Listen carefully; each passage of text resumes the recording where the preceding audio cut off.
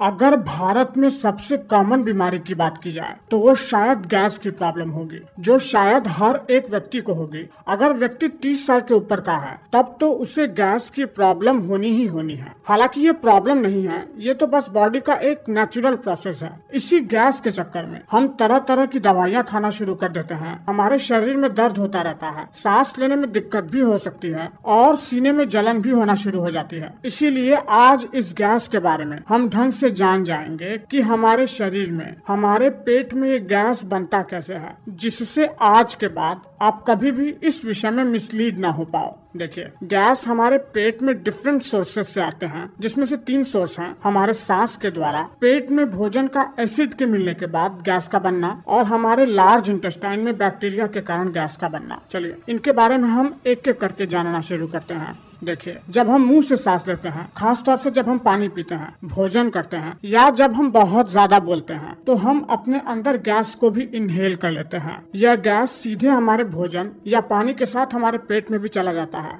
और इस तरीके से ये गैस सीधे हमारे भोजन या पानी के साथ हमारे पेट में भी चला जाता है।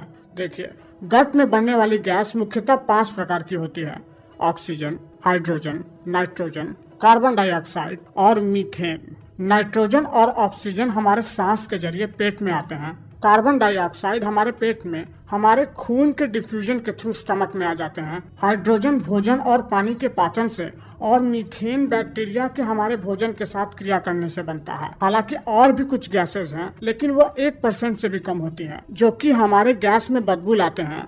Mainly sulphur rich gases. जब भी हम कोई भोजन खाते हैं तो पहले वो हमारे आमाशय में जाता है, जहाँ पर वो एसिड से मिलकर फूड का ब्रेक डाउन होना शुरू हो जाता है, और जब ये भोजन छोटे छोटे टुकड़ों में टूट जाते हैं, उसी समय स्टमक गैस भी प्रोड्यूस करने लगता है, जो कि डकार के थ्रू हमारी बॉडी से बाहर निकल जाता है। और अगर डकार के थ्रू ये गैस हमारे बॉडी से बाहर नहीं निकल पाता है तो ये भोजन के साथ ही छोटी आंत में पास हो जाता है। पर स्टमक में बनने वाली गैस बहुत ही स्मॉल अमाउंट में होती है। जैसे ही ये फूड हमारे छोटी आंत में पास होता है, छोटी आंत में बाइल जूस और पैनक्रियाटिक जूस इस भोजन के साथ मिलकर इस भोजन को छोटे छोटे यूनिट्स में तोड़ना शुरू कर देते हैं। जैसे प्रोटीन को अमीनो एसिड में, फैट को फैटी एसिड में। लेकिन जब ये कार्बोहाइड्रेट को पचाने का प्रयास करते हैं तो कार्बोहाइड्रेट के कुछ पार्टिकल्स छोटी आंत में पूरी तरीके से पच नहीं पाते हैं। इसीलिए ये रैपिडली फर्मेंटेबल कार्बोहाइड्रेट वाटर के ड्रैग के साथ ही अब बड़ी आंत में चला जाता है, और बड़ी आंत में जाने के साथ ही हमारे गट में गैस बनने का असली प्रोसेस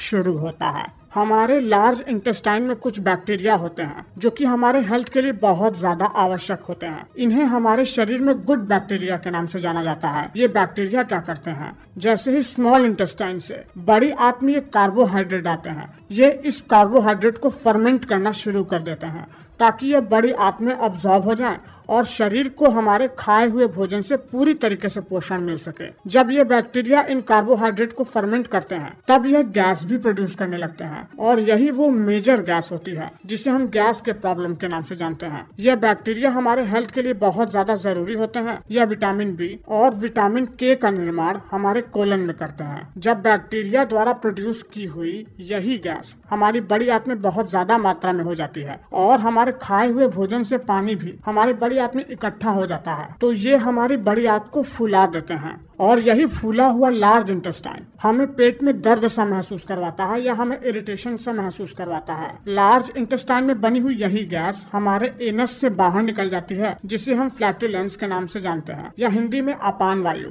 और आमाशय में बनने वाली गैस डकार के थ्रू हमारे शरीर से बाहर निकल जाती है। आपको ये वीडियो कैसा लगा है मुझे नीचे कमेंट करके बताइए। अच्छा लगा है तो लाइक जरूर करना।